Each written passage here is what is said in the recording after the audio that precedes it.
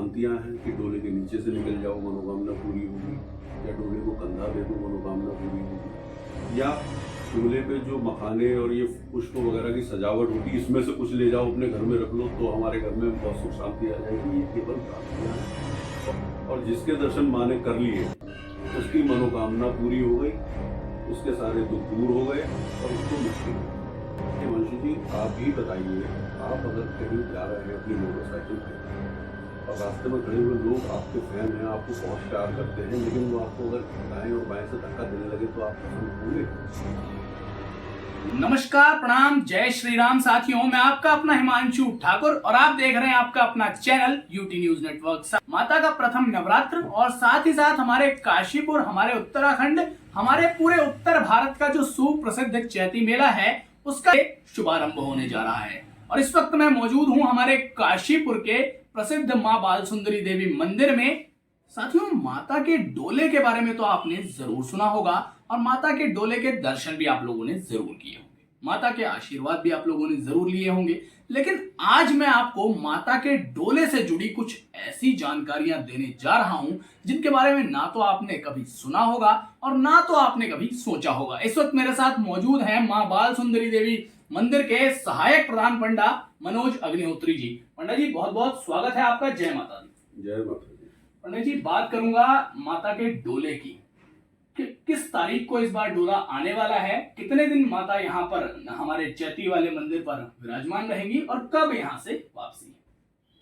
देखिए, इस बार 28 मार्च की रात में माँ का डोला यहाँ आएगा। परंपरागत रूप से अष्टमी मध्य रात्रि में ये माँ का डोला आता है और इस माँ के डोले की विशेषता यह है कि माँ का डोला उठने से पहले हम लोगों द्वारा माँ का तंत्रोक्त विधि से पूजन किया जाता है, जिसे पंचमकार पूजन भी कहते हैं।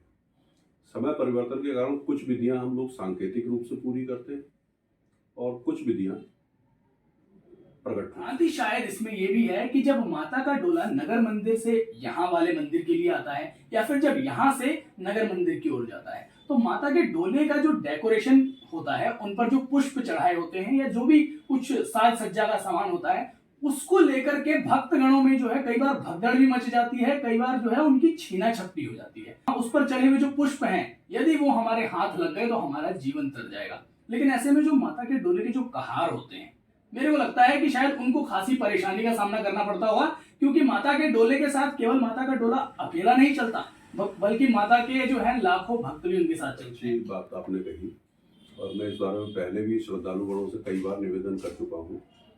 देखिए, माता की अगर बात करें, माँ बाल सुंदरी उनका नाम है और बाल सुंदरी से ही प्रतीत होता है कि माँ बाल्यावस्था में है जी। माँ की अगर मैं बात करूँ, माँ के स्वरूप की बात करूँ, तो अगर माँ के आप दर्शन करेंगे तो आप देखेंगे कि माँ के मुख पे एक अबोध बालिका के समान तेज और भोलापन है।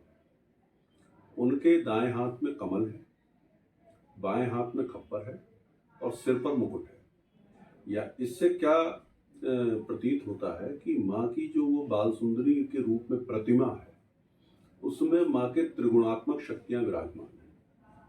देखिए, दाएं हाथ में कमल है जो माँ सरस्वती का प्रतीक है, सिर पे मुकुट है जो माँ लक्ष्मी का प्रतीक है और बाएं हाथ में प्याला है जो माँ महाकाली का प्रतीक है।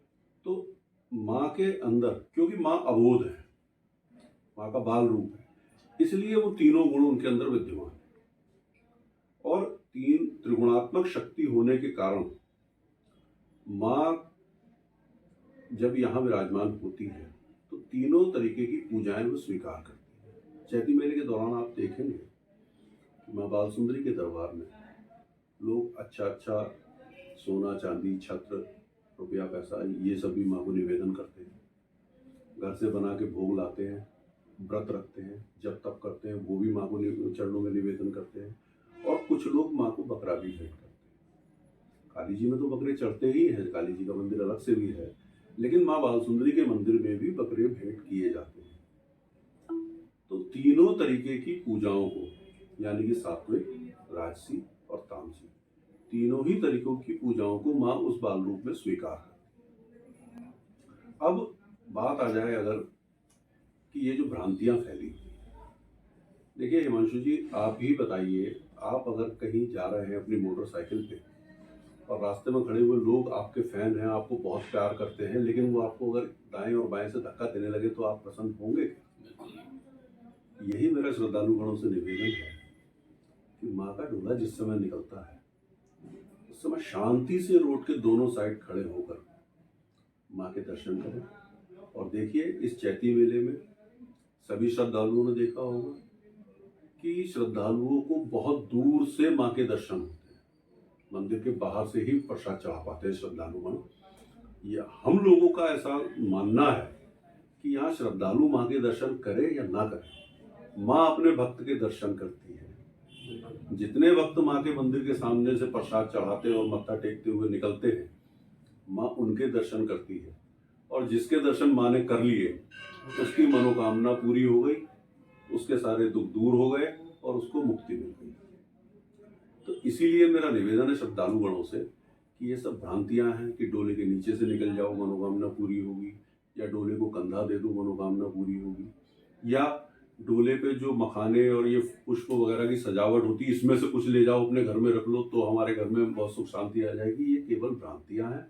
और सब भ्रांतियां हैं कि डोले के नीचे से निकल जाओ मनोकामना पूरी होगी, या डोले को कंधा दे दो मनोकामना पूरी होगी, या डोले पे जो मखाने और ये पुष्प वगैरह की सजावट होती है इसमें से कुछ ले जाओ अपने घर में रख लो तो हमारे घर में बहुत सुख शांति आ जाएगी। ये केवल भ्रांतियां हैं। और इन भ्रांतियों को पूरा करने के चक्कर में श्रद्धालुगण श्रद्धा होते हुए भी कहीं ना कहीं व्यवस्थाओं को खराब कर देते हैं, माँ के डोले की शोभा को बिगाड़ देते हैं।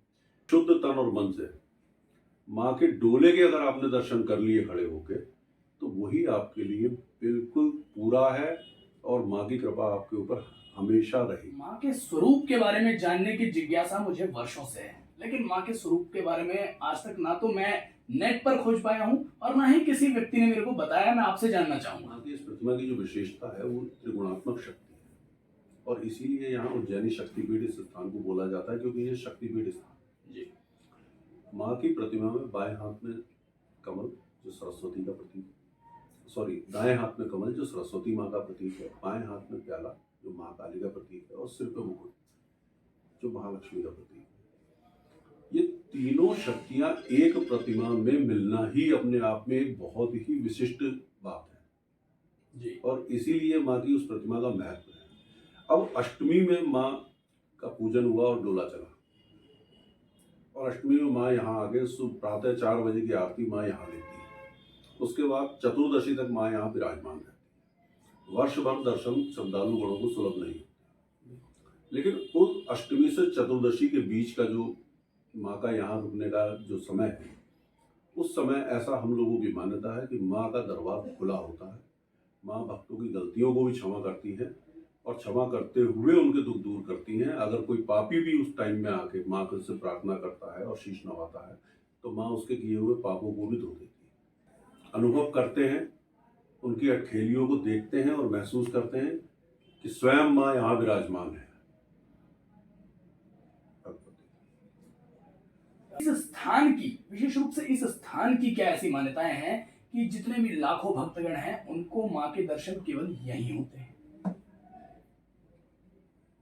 देखिए, ये एक वंश परंपरा चली आ रही है जिसके बारे में बोलने का मैं अधिकारी नहीं हूँ, लेकिन हाँ, ये मैंने भी देखा है अपने बचपन से और अपने बुजुर्गों से भी सुना है कि वंश परंपरा के अनुसार कुछ विशिष्ट परिस्थितियों में विशिष्ट लोग जिन पर माँ की कृपा होती है, विशिष्ट लोग से वीआईपी से मेरा तात्पर्य नहीं है,